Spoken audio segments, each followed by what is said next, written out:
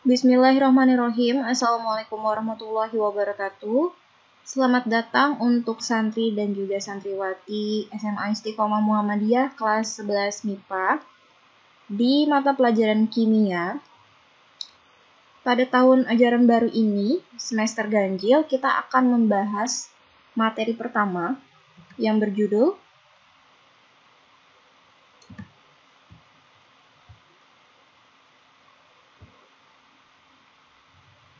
hidrokarbon. Nah, sebelum kita bahas hidrokarbon lebih lanjut, perhatikan dulu cuplikan berikut ini. Jadi di sini kita umpamakan bahwa yang berwarna kuning itu adalah 2 tusuk sate yang sedang dibakar. Nah, selang beberapa lama, satenya akan berubah warna menjadi coklat kehitaman.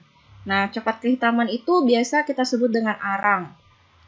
Nah, arang dalam kimia itu disebut dengan karbon. Jadi selama ini kalian itu sangat bersinggungan dengan senyawa karbon. Nah, contohnya protein, bensin, gas alam, LPG, batu bara, kertas, dan lain-lain.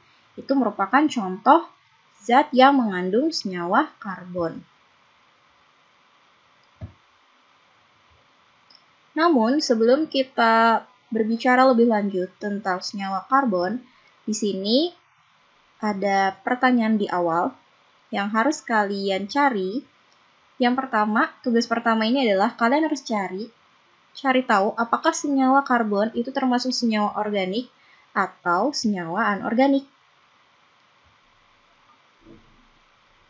Nah, di sini reaksi kimia pada senyawa karbon yang sering kita jumpai dalam kehidupan sehari-hari itu tentunya tidak hanya reaksi pembakaran sate tadi, tapi juga di sini ada proses pengelasan, pembakaran lilin, terus juga kalau kalian sering masak di dapur, tentunya itu juga termasuk reaksi hidrokarbon. Nah, terus sebelum kita ngomongin hidrokarbon di sini kita harus tahu dulu nih, ternyata karbon itu harus diketahui dulu, harus diidentifikasi dulu dengan cara seperti ini. Jadi identifikasi ini itu untuk membuktikan apakah suatu bahan atau zat itu merupakan senyawa karbon atau bukan. Nah, ini dilakukan dengan membakar bahan yang berupa sampel ini. Jadi di sini ada tulisan sampel. Bakaran di sini itu adalah bunsen. Jadi dibakar. Nah, konsepnya di sini adalah pembakaran yang tidak sempurna dari senyawa karbon itu akan menghasilkan zat sisa berupa jelaga. Jelaga itu biasanya kalau kalian sering makan gorengan, biasanya kalian beli di warung gorengan, itu kan di bawahnya ada yang hitam-hitam. Nah, itu merupakan jelaganya atau karbonnya. Sedangkan kalau pembakarannya itu berlangsung sempurna, nanti akan dihasilkan gas CO2. Nah, gas CO2 ini kita bisa identifikasi lagi dengan menggunakan larutan kapur atau CaOH 2 kali. Di sini kita gunakan CaOH 2 kali atau kalian juga bisa gunakan yang namanya air barit, yaitu senyawa BaOH 2 kali. Nah, apabila senyawa yang tadi dibakar sempurna, si sampel ini merupakan senyawa karbon yang akan menghasilkan gas CO2, air kapur atau air barit itu akan menjadi keruh. Jadi ketika dicampur dia akan menjadi keruh. Nih, seperti ini. Jadi kayak setelah dihasilkan gasnya akan mengalir ke sini. Ini adalah larutan CaOH 2 kali. Lalu reaksinya CO2 plus CaOH 2 kali menjadi CaCO3 plus H2O. Nah, CaCO3-nya inilah yang menyebabkan kekeruhan di dalam larutan. Kenapa bisa keruh? Karena dia nanti akan menjadi garam CaCO3 ini. Selanjutnya, untuk keunikan atom karbon, di sini atom karbon itu memiliki keunikan yaitu diantaranya adalah dapat membentuk 4 ikatan kovalen dengan atom C lainnya. Terus yang kedua dapat membentuk rantai bawahnya menjadi sangat banyak.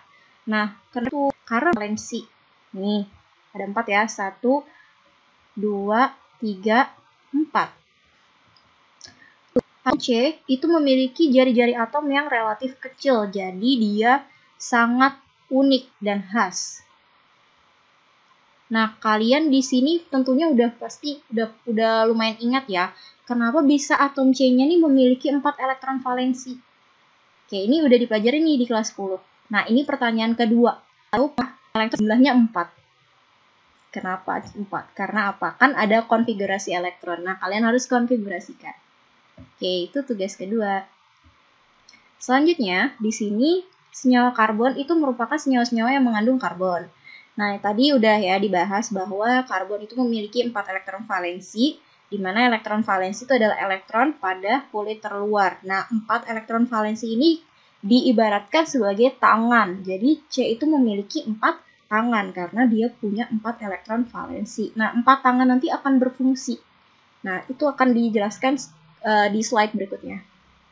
Nah, yang kedua, itu senyawa karbon dapat membentuk rantai karbon dengan beberapa macam jumlah ikatan.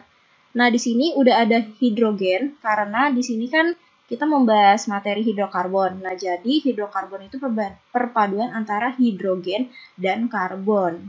Nah, di sini dia akan membentuk ikatan tunggal, bisa ikatan rangkap 2, bisa ikatan rangkap 3. Nah, pastinya juga kalian udah ingat ya, ikatan kimia kenapa bisa tunggal, rangkap 2, kenapa bisa rangkap 3. Nah, untuk ciri berikutnya, yaitu senyawa hidrokarbon dapat membentuk rantai karbon dengan berbagai bentuk rantai. Nah, jadi di sini ada 2 jenis rantai, yaitu rantai alifatis dan rantai siklis. Nah, rantai alifatis atau disebut juga dengan rantai terbuka itu merupakan rantai yang antar ujung-ujungnya itu tidak saling berhubungan atau tidak saling bertemu. Jadi ujung kiri sama ujung kanan itu nggak ketemu. Jadi kayak ya udah putus aja gitu. Jadi rantai alifatis ini ada 2 jenis, ada rantai yang bercabang, ada yang tidak bercabang. Tuh. Dan selanjutnya ada rantai siklis. Rantai siklis disebut juga dengan rantai tertutup.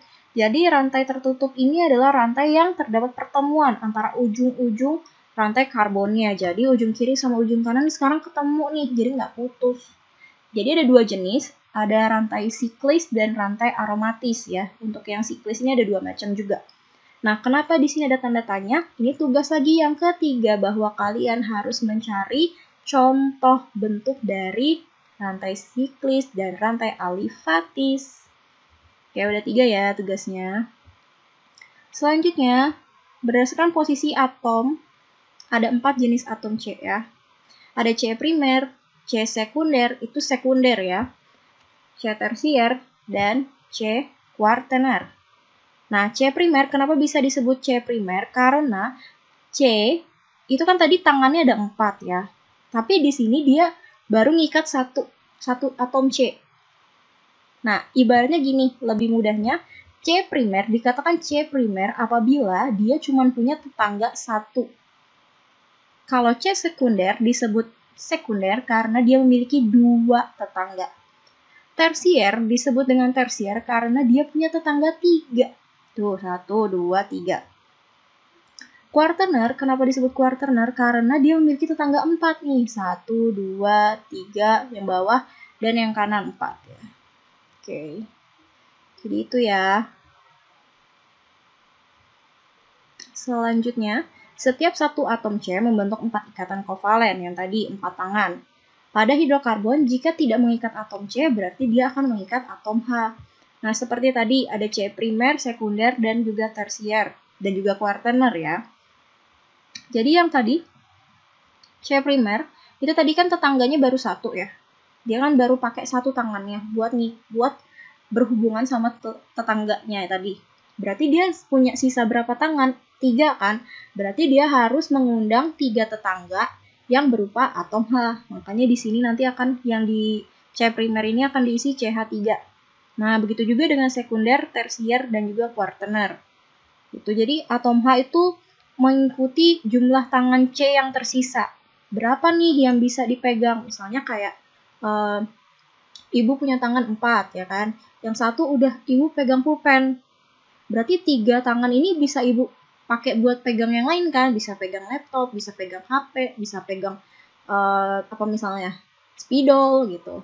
Ya, kayak gitu singkatnya. Oke.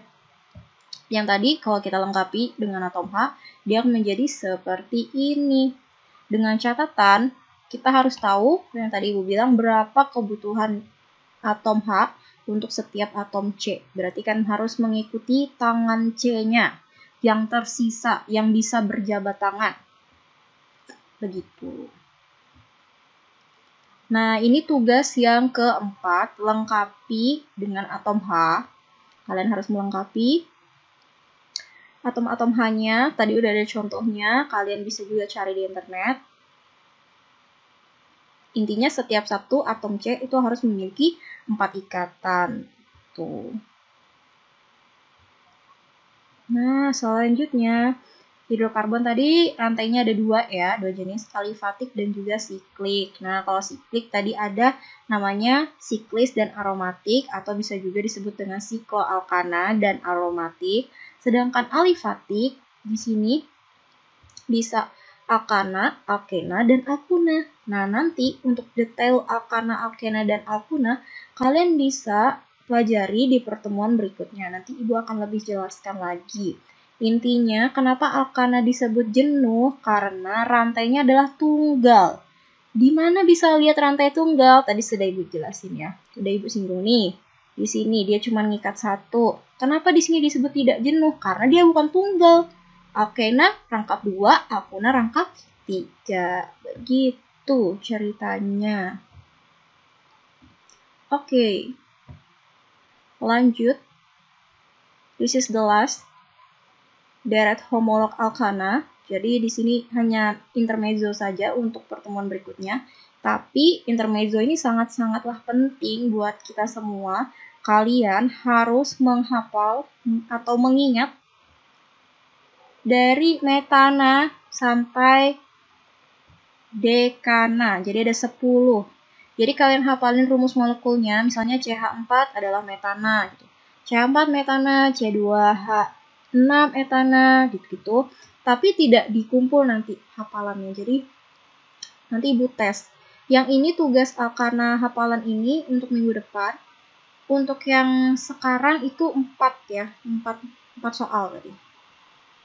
Oke. Sekian yang bisa Ibu jelaskan. Mohon maaf kalau masih banyak kekurangan dari media pembelajaran ini. Semoga bisa membantu kalian lebih banyak.